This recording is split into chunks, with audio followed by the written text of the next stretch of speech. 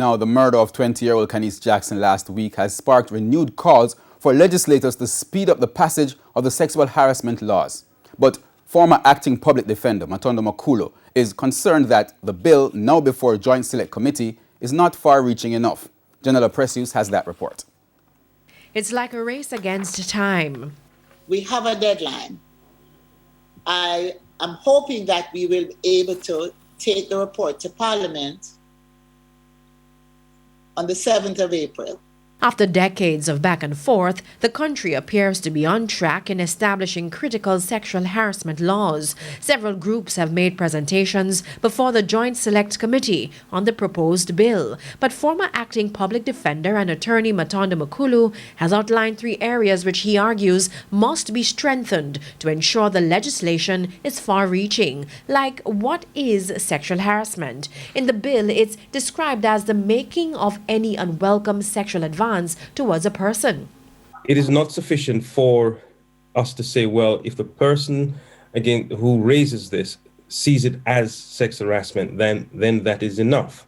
No, I'm saying we ought to have an objective aspect to the test so that the tribunal will be given the opportunity to say, well, we also need to also ask the question, was it reasonable for the person to have perceived the conduct as being sexual harassment? Mr. Mokulo further contends the definition limits the actual types of complaints or cases that can be taken forward.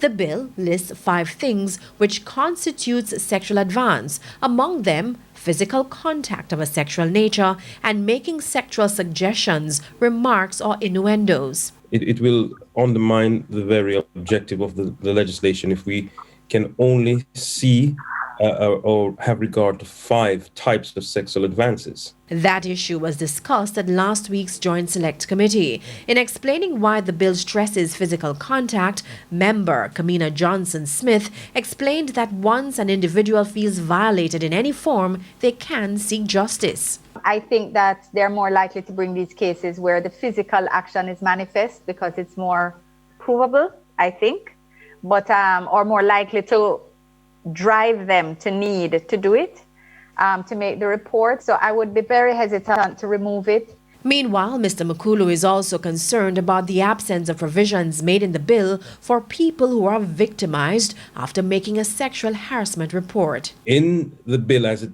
is presently, if there's victimization, then the issue is brought to the parish court outside of the tribunal. The victim in that, when it is before the parish court, does not get a remedy. Janela Precious, TVJ News.